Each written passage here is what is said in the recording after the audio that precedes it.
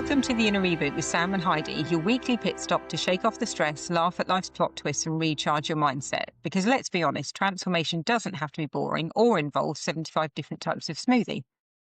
So grab a drink, smoothies if you must, and join us for the wins, the fails and the awkward bits, because sometimes the biggest breakthroughs start with an inner reboot and occasionally forgetting why you even walked into the room. Hello. How are you doing? I'm good. How are you? I'm good. Good. How's your week been? It's been insightful, I would say. Ooh, do tell. I decided to create us an insights report into all things in the world of wonderful of what we do, and went down. World of wonderful of what we do. I like that. It just rolled off your tongue. A bit of a gobble, isn't it? No, I did. I made an insights report, just trying to find out what is happening in terms of all the things that we talk about. So why people feel like they're chaotic, why anxiety is so prevalent right now, and why burnout is such a huge thing. And yeah, pulled together a really good insight report that was fascinating in terms of the difference between people learning a new skill and doing anything with it. Yeah. I think that's the thing that I found interesting. And the biggest stat that I found interesting was that 55% of people are struggling with burnout right now. This is UK. Big number. So these are UK stats, though, not global. But it is still a really big number. And 964,000 UK workers are dealing with workplace stress. Wow. Which is crazy. That is crazy. Although Yeah. it is crazy. Am I surprised? Probably not, given the conversations we have with people and the insights we get just in terms of the day-to-day. And because of what we do, probably not that surprised, but it does feel like a mega number. It does feel like a mega number, and it makes it really real. Like, we talk about it a lot. Like, we talk about burnout, don't we? And anxiety and work-related stress and all of that stuff being stuck in the muddly middle. But I don't think it was until I actually saw the numbers that I realised how real it was. So it actually, it made it really hit home for me. Of like, wow, that's actually a bit crazy. Well, I think as well, we talk about it a lot, but quite flippantly, I think.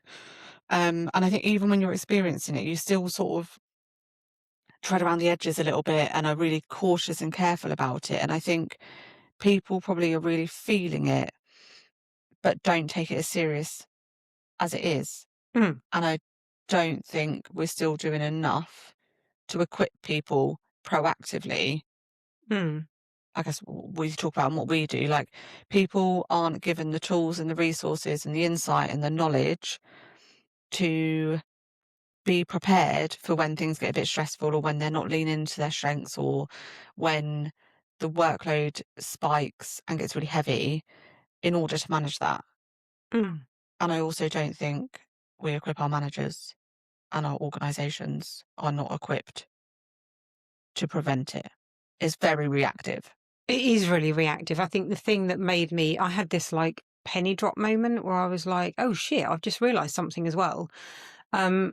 These are people that have, when you said how many people aren't aware of it or don't speak about it, these numbers, statistics, are only based on people that have actually come forward and said, hey, I'm dealing with burnout, can you support me? Or, hey, I'm dealing with work-related stress. Yeah, and so those how many people aren't, that's because what I mean. they're worried about their jobs. How many people are actually out there that haven't raised it with their manager, haven't said anything about it? So those statistics actually could be double, could be more. A lot higher, which is actually crazy. It's really interesting that you done that piece of work, and then I also attended an event yesterday with lots of leaders of organisations, and the panel conversations and the discussions were around how do we, it was from an organisational perspective, how do we manage workplace illness, and that was coming from like a place of all illnesses, but actually the conversation very quickly turned to a lot of it is mental health, a lot of it is stress, a lot of it is burnout, a lot of it is people not feeling equipped and able to do their best work. And that largely took up a lot of the conversation. So I think there's like this recognition that, and particularly with things changing as rapidly as they are, and the world of work changing massively, there's this sort of recognition, but almost it still feels like tick boxy at the same time as well, in terms of like, yeah, we'll do some resilience training and then that'll be it, tick, done. Do you think that comes from a place of panic or fear, though? So I'm just thinking, like, so some of the other information that I gathered was around why this is happening, and some of it was around lack of awareness, but some of it was around people feeling like they have to go on a training program or learn a new skill, and they come. This particular bit of insight said that they come away from it feeling inspired, but there's still a big gap between knowing and doing or being. Yeah. So it was almost, so coming out of these interventions where they feel quite motivated to go into because, hey, I'm going to learn a new skill. That's really great. It's always really useful. To get some development funded for you through an organisation is like amazing. Yeah. So either it's quite hard to get, or exactly, it feels like you're being invested in and you are setting yourself up for your future success. So there's this real desire and motivation and want and need, because most people do want to progress, or but they they're want to coming learn out of something it new, feeling really inspired, apparently. But when they go back because they don't know what to to do try with it. to do the actual, okay, what do I do with it now? There's many things that get involved. So it's actually, A, what do I do with it? B, kind of, I get it, but how do I apply it? And also C, actually, I'm a bit fearful of applying it because I feel psychologically unsafe and there's fear of judgment and fear of failure and all of that stuff. But alongside that fear is also the fear of I have to be able to prove that I got something out of it, because obviously when you've been invested in, people want to know that actually the investment went some way towards something. So there's all of these weird things that are going on at this exactly the same time, and they're not, it's almost like the arenas that they're in aren't equipped or set up for them to be able to feel bold enough to go in and apply this new piece of information or skill or whatever it might be, because that's how the culture is. So there's so many moving parts to it that what they end up doing is just shutting down and then keeping that to themselves and plodding on as normal. Yeah, I think there is, I think fear definitely plays into it. I think there's also this challenge of workload is really high. People have an awful lot on their plates and you can almost speak to everybody and it's like, well, I don't have enough time to do the job that I've got to do anyway. And so then it's, if they need, say they want to test out their learning on a new project, so they have to have the time to do that, but then they often ideally would have a mentor or somebody to support them, but often that doesn't happen because they don't have the free time to offer up to support this person learning, or they need to go and make a more substantial leap in terms of take on a secondment or take on a different opportunity, a different job or a different role within their organisation to use their learning. So there's all of these things that, like you say, are in the way, and it actually makes it really difficult for the individual to remove those barriers, because it's not normally just the individual putting the barriers in the way and not being able to do the learning. And I think this is where really good development conversations are vital, but are often really undervalued or not considered and not thought about. So there's quite often it's like, right, yes, go on this training course because that makes sense. Like in an organisation I used to work in, literally the conversation was, what training do you want this year? Or what development do you want this year? Great, is that course, off you go. There was never any of the other conversations around it in terms of, well, what are you going to learn from that? And what does that mean for you? How do you need to be able to apply it? Or can your job as it stands give you that opportunity? Can it not? What support or development in terms of coaching or mentoring or guidance do you need? And ultimately, how can you see this fitting into your day-to-day job? Or is this more ready for your next job? In which case, how are you going to keep the learning alive? Or is now the right time? Like, there's all of these conversations that I just don't think happen. It's really interesting, isn't it, though? I think you're right. And it's something, it's 20% of the UK workforce don't feel like they're invested in. So the outshot of that is 70% of them are now looking for new roles, which is interesting. So they would rather look for a new role in the hope that it fulfills them in the right way than go back to their manager and say, hey, I would like to explore this thing. And the reason I want to explore it is because I don't know all of the things you said. Does it fit in my role? Can it accommodate me applying it? All of that stuff. So maybe it does. Maybe it's a bit skewed, I guess, is what I'm trying to say, is they feel that they're not getting developed. But is it a true statistic when actually maybe it boils down to the conversations aren't correct and aren't positioned in the right way, to really dig under the surface and find out what that person wants, rather than just going, because I'm pretty sure if you took 100 people, so that statistic is saying that 20 of those people don't feel that they're being invested in development wise. If you stuck all 100 on a training course and brought them back out again and asked them 3 months later, you'd probably still get 20% that go, I don't feel like I'm being invested in. So I don't know if it's that, if it's true to its word in terms of organisations don't develop their people. I think they possibly are developing them, but they don't know why they're developing them, and they're not giving them the opportunity to apply the development. Or they're developing them in a blanket way. Yeah. And so therefore it's not relevant to 20% of those people. Yeah. Or those people don't feel like they are having a personalised conversation in terms of, like, I don't feel like I'm developing into my strengths or into what I want to be doing. And I think there's also that huge gap of, what do I want as an individual? What's important to me? What are my strengths? What aren't my strengths? And that fear of, actually, I don't want to develop into that next level. So is my manager going to be supportive? Because they might think I'm going to try and get a job elsewhere, or that I'm not.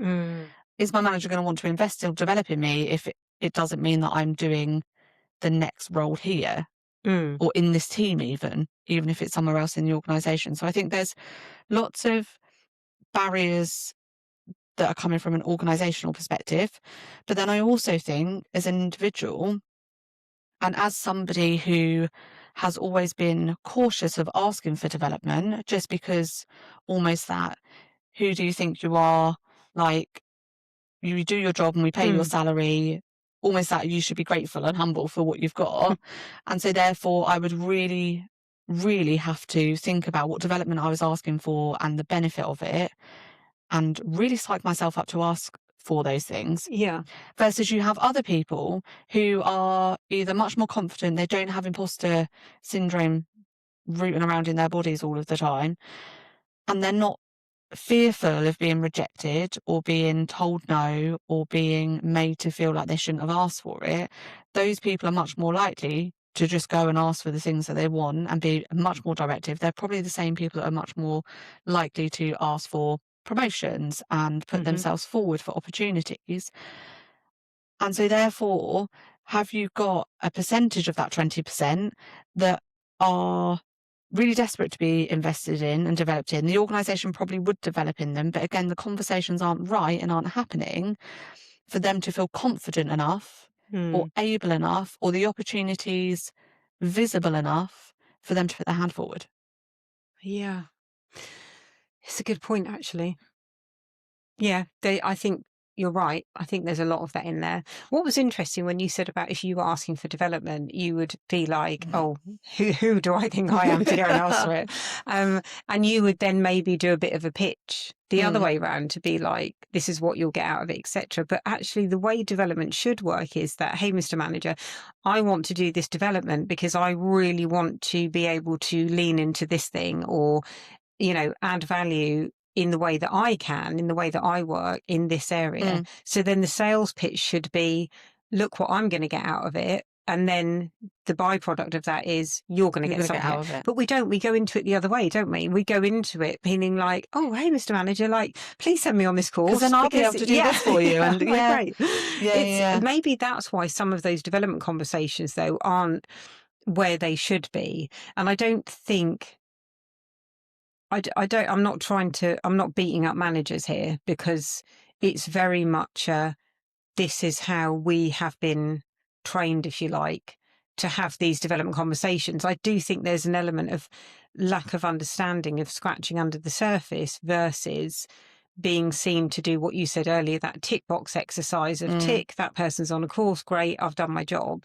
Because managers don't get the time, this is the problem, to then take time out to really truly understand individuals and find out what motivates them and energizes them and all of that stuff. And for them to develop themselves. I had this conversation yesterday actually with one of I was speaking to a CEO, and she was saying, well, we just sort of were talking about the challenges with having the space and the time from an organisational perspective to invest, to see training and development as an investment rather than a cost, because ultimately you're investing in your people, and so therefore it is an investment, but it is still largely seen as a cost.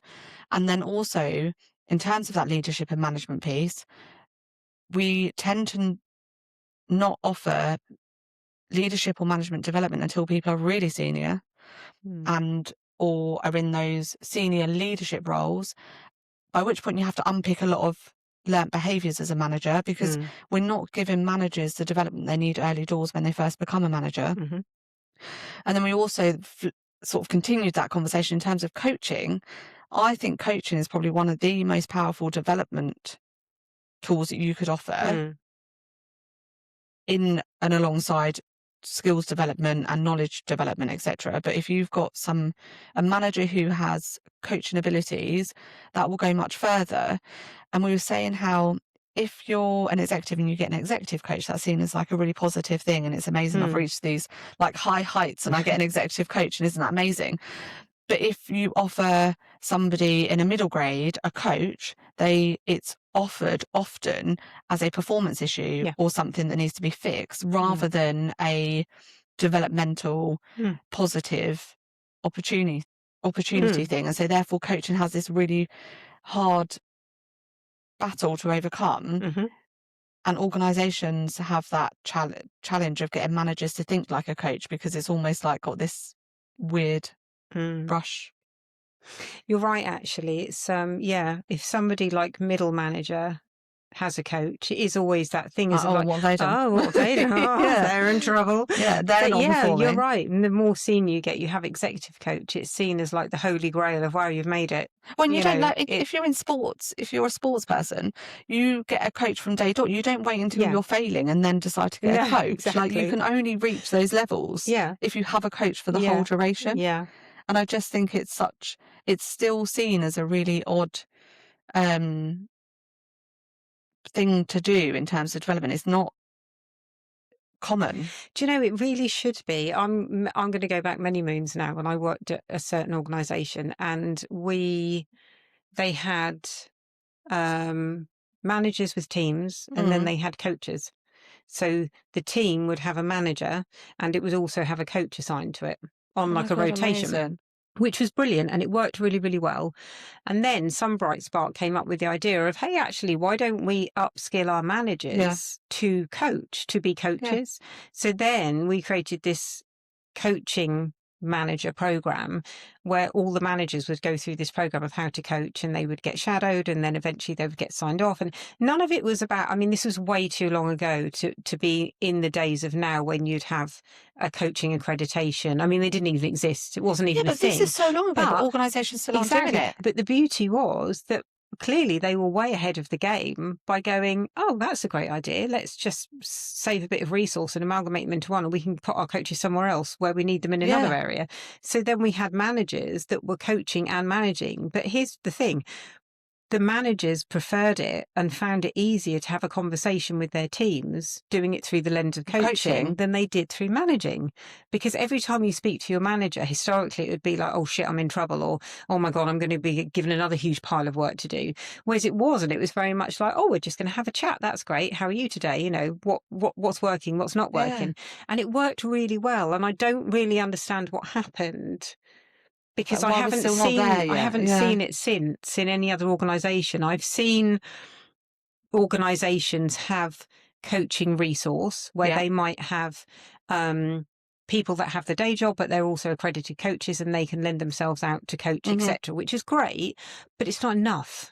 No. And you can't expect everybody to have two jobs. I mean, these people that have got a coaching accreditation have got a day job as well. So effectively doing sort of a job and a half in the round.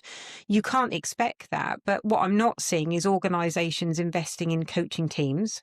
That's a specific job role. You are a coach in a team and you go out and you coach managers, individuals.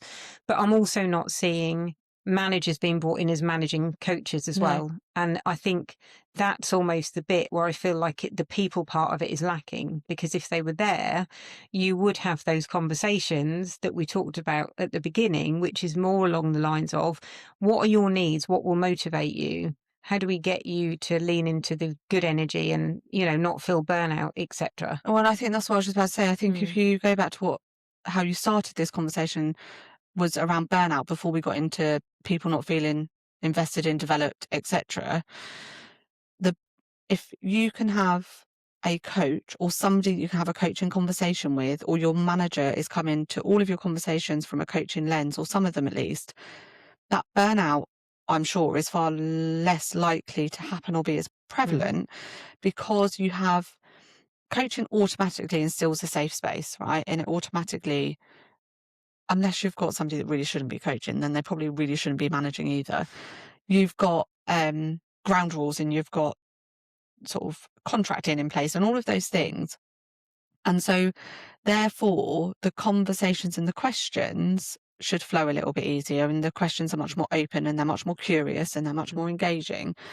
And so when you're having a conversation with your manager, if they're coming at it from a coaching lens, you're more likely to be able to say, well, actually, this is a barrier at the minute. This is my challenge, or I'm not sure how to overcome this, or like anything that's going on at that time.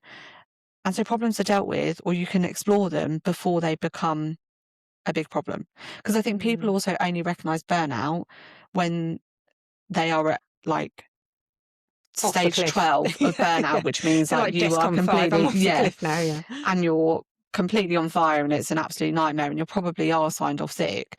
Whereas burnout, literally, there's so many stages before that. And I think, how many opportunities do we miss, and how many good conversations do we miss, and how many good opportunities do we not take up because we're not equipped to have the right conversation? It's interesting, isn't it? I was just thinking about the whole coaching manager thing. I know managers that were coaches that were Yes, then asked, would you like to be a manager? Oddly enough, I find them to be better managers. And the other thing is as well, I wonder whether some of it comes from the fact that when somebody is interested in being a team manager, for example, like a people manager, organizations might send them on a small first-time manager course, whatever it might be. It's always transactional. So it's very much like 80% in the doing. So it will be like the sickness, the holiday, the HR platforms. It will be all of that stuff. It's very much less about the people side of it until they then want to further their career. And then they might go, well, let's put you on a leadership program. Now, leadership is talking about emotional intelligence, situational leadership, all of the soft skills, the human skills, and the psychology that sits behind what it means to be a leader. We don't really do that with new managers. But when you get a coach and turn them into a manager, they come with the foundations of the emotional intelligence and the people bit anyway. So, of course, they make great managers because they're already, the empath, the visionary, all of the great stuff. And they can do that communication piece so much easier, even with the difficult. They're not as afraid to have the difficult conversations or skirt away from them. But also, I think the other challenge is a lot of organisations still, certainly all of them that I've come across, that I've worked in order to progress your career, you have to become a manager, or lots of them. That's the route to progress. Some of them have got better in terms of like individual contributors becoming senior. But for a lot of people, that's seen as the route to progress. And so therefore you've potentially got people that they're not becoming a manager for the right reasons. They're becoming a manager either because they're amazing at their job as a technical person or in their professionalism, and it sort of makes sense for them to take on that next responsibility, Mm. or they're consciously trying to progress their careers, and that is the quickest, easiest route. Mm. And I think you can also tell when we're delivering workshops, the people that are really interested in people and really wanting to get the best out of their teams and really wanting to, despite not having any time or any resources, wanting to help their teams to the best of their ability, versus the people that are a manager for the real practical Mm. aspects of being a manager and the really transactional stuff, rather than trying to get the most out of Mm. them, etc., and becoming like a high performing team. And I think there's a really big difference there. And I think that also will go back to the burnout rates, your manager. It does. And I think as well, there's a bit of a grey area between. I've had people managers come to me before and be like, I love being a manager, but I'm just not good at the people bit. Mm. And it's like, no, well, that's a problem because you're a That is people being a manager. manager. That's a big problem. But then there's also, so that's a grey area of actually, what does it mean to be a people manager? When you can't test it out until you've done it No, either. That's exactly. like the Yeah. mad So you thing. don't know whether you're a good people manager or not until you've actually done it. And you either, fail and get support, or you just decide to navigate away, or you're Yeah. amazing at it. Some people are. Naturally, I mean, some people are Yeah. really good at the people part. Or you get the individual contributor that has gone up and has the title of manager. And I've literally heard somebody say to another person, oh, how many people report into you? None. Oh, I thought you were a manager. No, Mm. I'm a process manager. I'm an individual Yeah. contributor.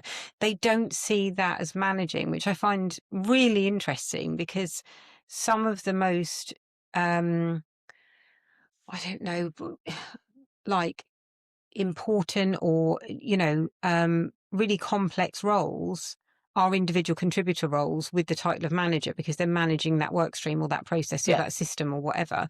But they're almost frowned upon because they have manager in their title, because they don't have people reporting Well, to them. and those people definitely get no support and no development No. and training. But I think you're right. So those are the people that, and we actually, in one organisation I worked in, we did put our project managers and our technical managers through the leadership programme, as well as our people managers, because it was a matrix organisation. But I think even if it's not, and you've got somebody managing a work stream, they actually have a much more complex role, because they are often not by default peoply people. But yet they have to lean into that emotional intelligence and understanding people much more quickly and more flippantly, because then they haven't built up the relationship. They haven't got to know these people in the same way that a people manager does, because they're not involved in the day to day. And yet they are having to deal with multiple people, often from different teams, Yeah. often from different specialisms, all coming together to deliver on a piece of work. And I think that's far more complex. And I think they need far greater understanding of leadership and management skills than even a people manager does, in terms of from support and external resources. Because people managers, even if they don't get formal training or development, they will get some advice, they will get some guidance, they will be able to go to HR, they'll be able to go to peers, etc., because they're in that role. Whereas I think it's much more harder if you're not managing people, but you're managing a product or a work stream. Yeah, I think the stakeholder management side of an individual contributor is really complex. Really complex. And like you say, I think the speed at which they have to be able to pivot and build that relationship with the next person who they've never met before is really difficult. But it's an expectation of it. But then what's interesting is, very often they're put in those roles because they're a expert in that particular area, not because they might be an expert at stakeholder management, And for example. navigating all of those people. It is very complex. But I think there's the gap in what's happening right now in terms of why we're seeing these statistics rise, and why people are caught in this kind of trap of like, I don't know where to go, I don't know what course of action to take, is because we're not looking at the human side of it. And I think this is the whole point of that insights thing, is to say, actually, there's such a big need for human-centered development that just really isn't being looked at, leveraged, explored. Yet companies are scrabbing, like, to try and find out, why have I got so many people off sick? Why have I got people coming to me saying they feel burnt out, they can't deliver this, they're missing deadlines, etc. They've got really bad anxiety, but they don't know how to fix it. And I think throwing well-being at it, in the round is a step, but I don't think it's part of a bit of a solution, but they're not looking at it as a preventative thing. So it's No, almost like it's very reactive. rather than somebody getting to the edge of the cliff and nearly wanting to jump off, what are we doing to make sure they don't even go towards the cliff? Yeah. So how are we using this as a preventative method rather than a Band-Aid that goes on at the last minute and we hope it just sticks everything together? We know it doesn't. Well, and how do we help people take ownership of their own growth mindset, their own development, their own needs, and how do we help people understand themselves much better?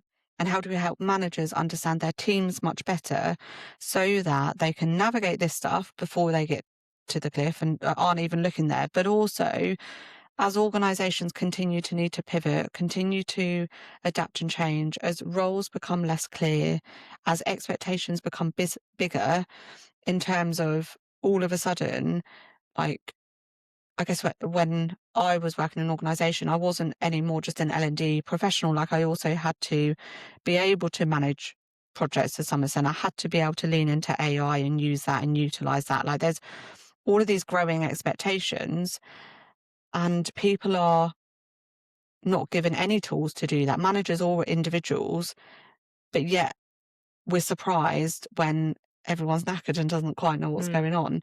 And organisations are surprised when they're saying to their workforce, oh, we need to start moving and using AI more, and not giving clarity around that.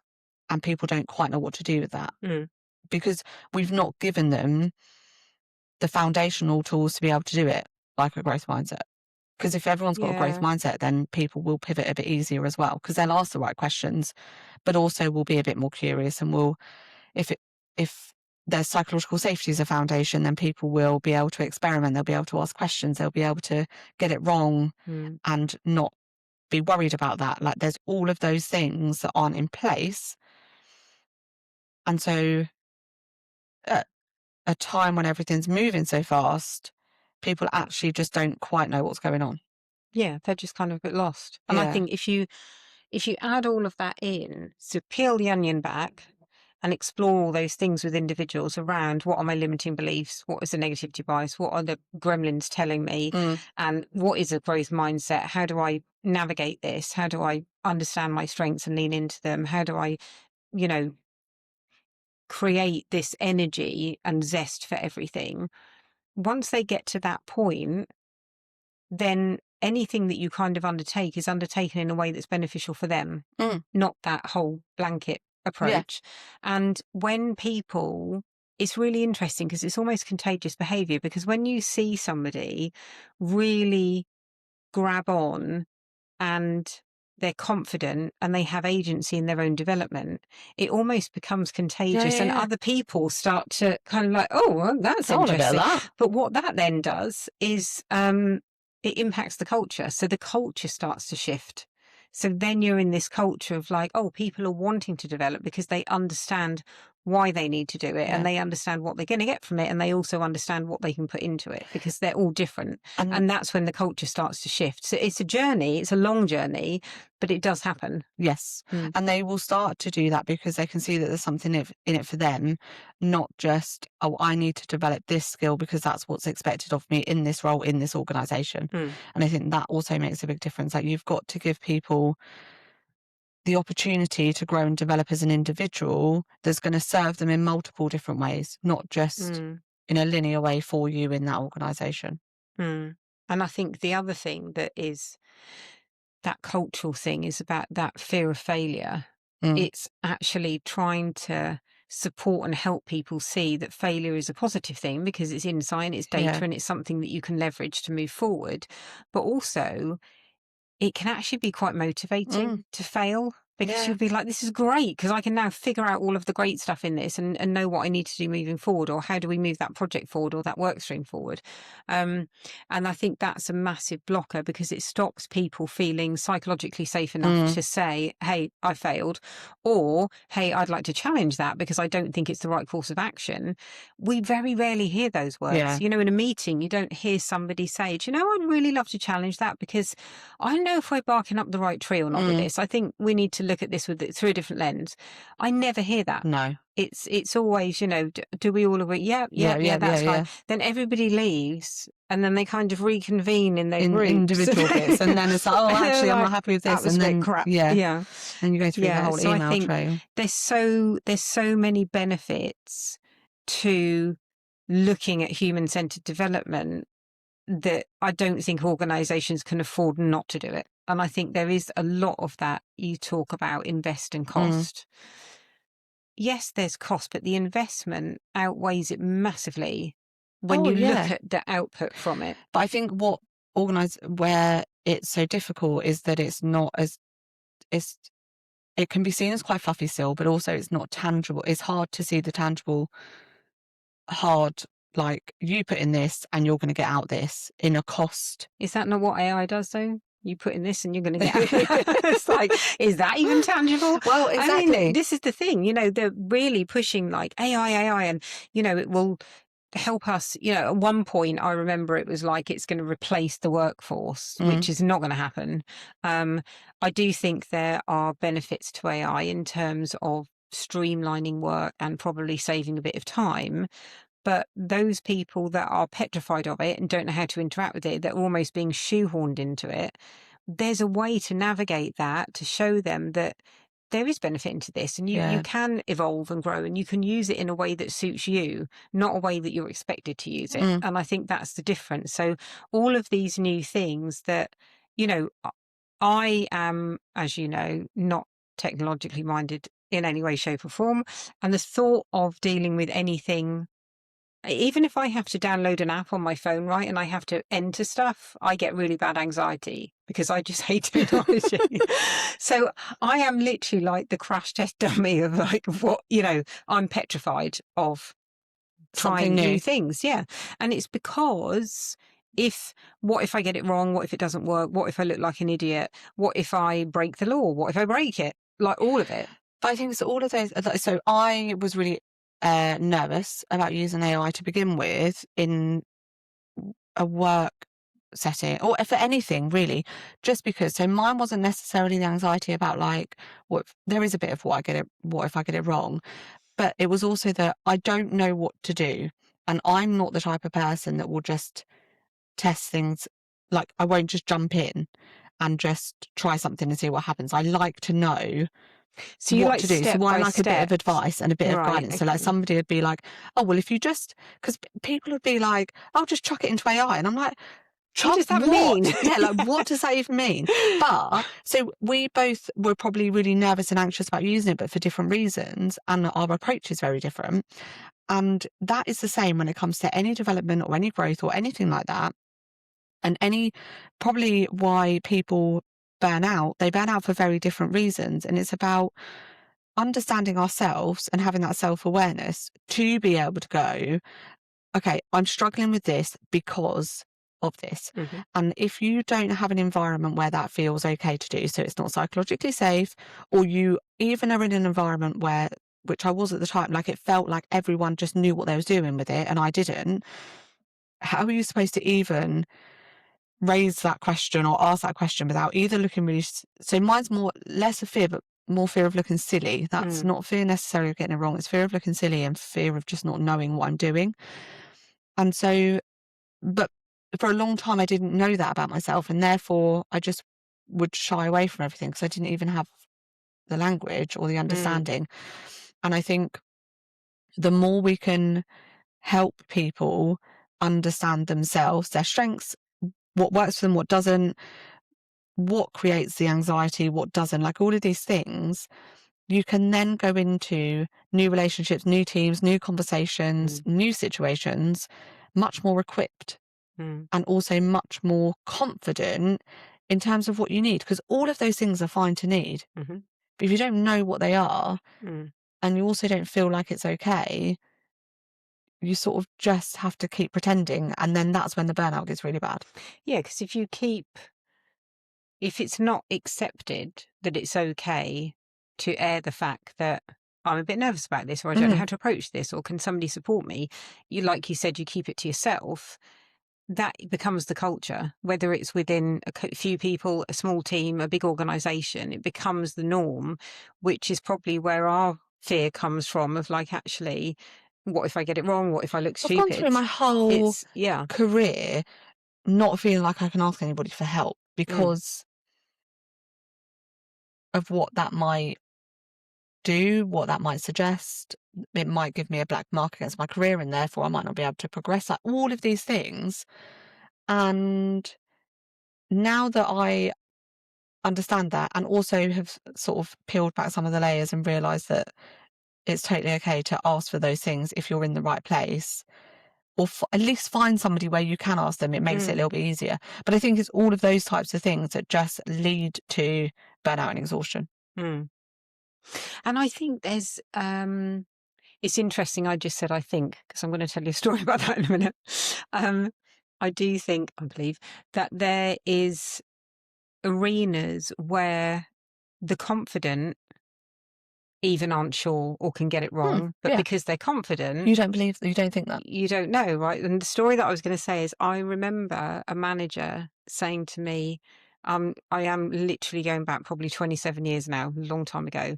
I was explaining something and I said, so I think this would be beneficial because of whatever I was saying.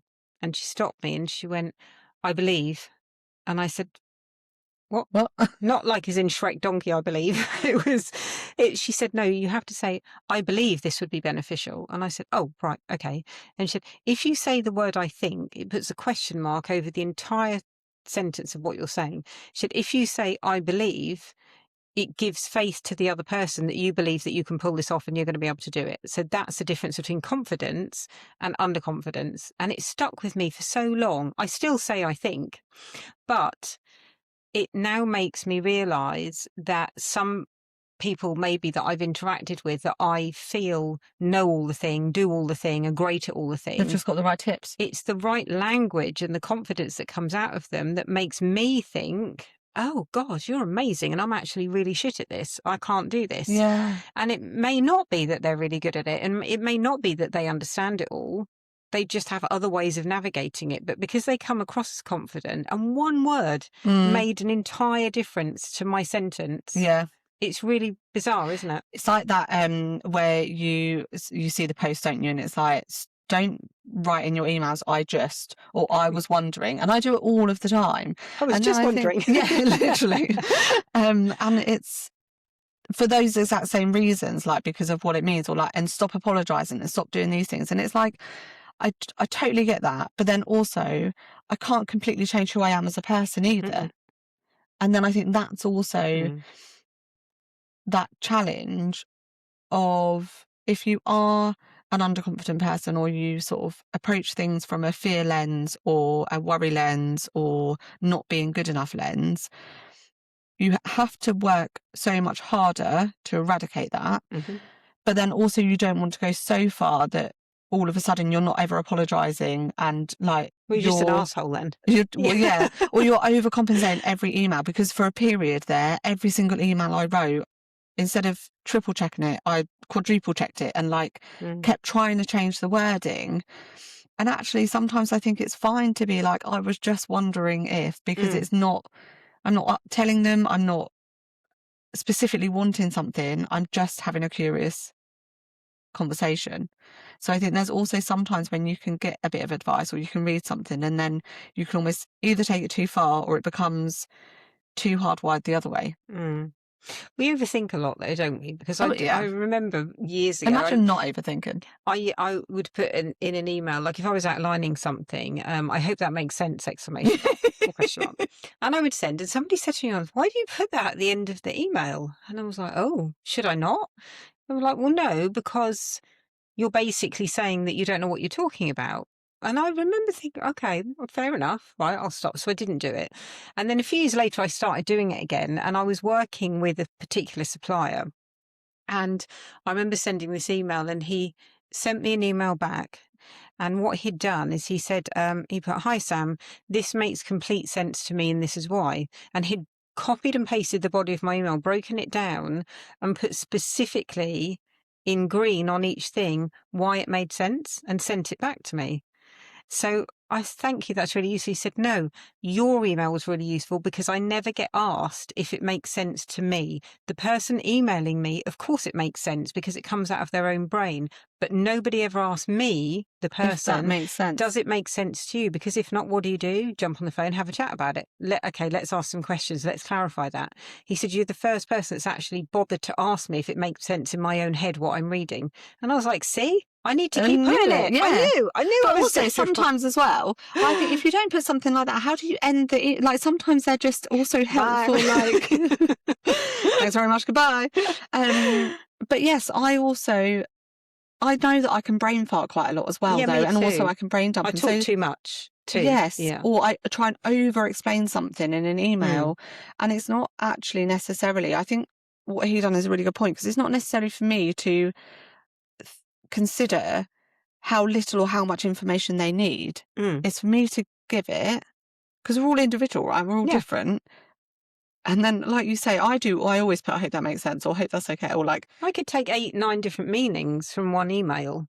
Yeah. You know, so... And as long as you're like at the bottom and it's like almost what you're expecting, and then I hope that makes sense. So then they can go, right, I've read that, that's what they're expecting. Yes, I'm in agreement and I align. Or, oh no, actually, I did take that differently and I have got a different understanding.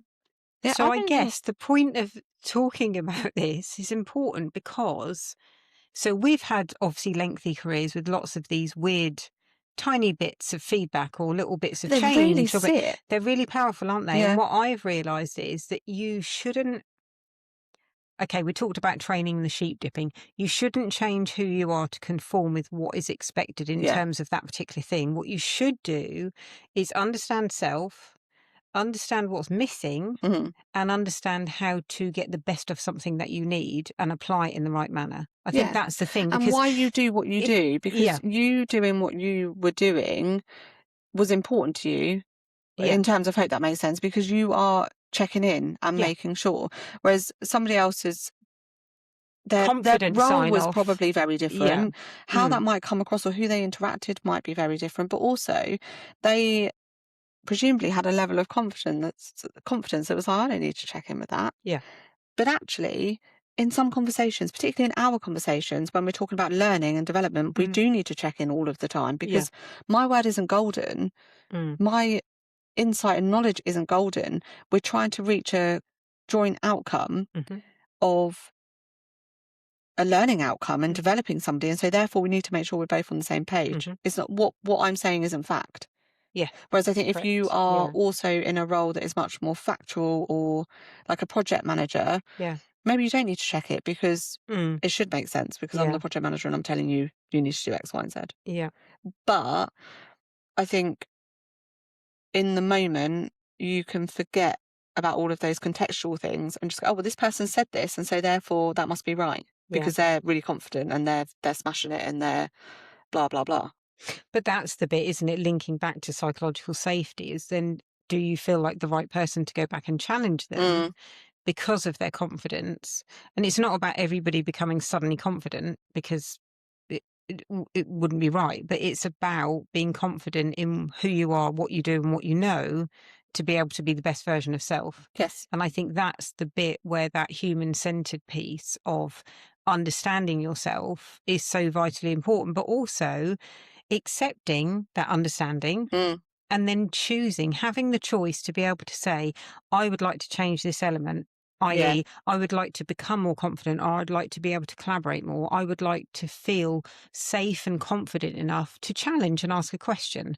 Those are the small nuances that make something, they make the shifts in that really big in terms of where you're navigating to. Yeah. Definitely. And also, because then you can ask the right questions in terms of, am I in the right environment for me to be able to do this?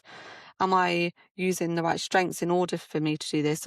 I.e., if you understand your strengths and you are feeling, you're not feeling very confident, you might just need to pivot into a role that uses your strengths more, and then the confidence will come out. So Mhm. sometimes it's not, I think sometimes it can be really positioned as like, you need to develop and be more intuitive or more confident or impactful or influence more. And actually, you perhaps don't need to develop those skills. You just need to be in the right environment and the right context to do Yeah. that. And I think, again, that also comes back to burnout when you've got people in the wrong roles doing the wrong things, or they don't have the right clarity, or Mm. all of those aspects that are just foundationally really important. Yeah. 100%. I agree. Mm. So we're going to make the insights report available We because are. actually it's a really interesting read, and we have some solutions as well. Yes. But the insights report will be available on the website, so we Hmm. will put a link in the show notes that will take you to it. But yes, interesting read. It really blew my mind. So Yeah, and I yeah. think we've got some webinars and stuff like that coming up Mm. that will help individuals with some of this stuff, Yeah. because I think if we can help ourselves as well as organisations helping individuals, Hmm. then we'll be onto a bit of a winner. Yeah. So yeah, thanks. Perfect. Thanks for a lush chat all Great. about burnout. Right, see you See you soon. later.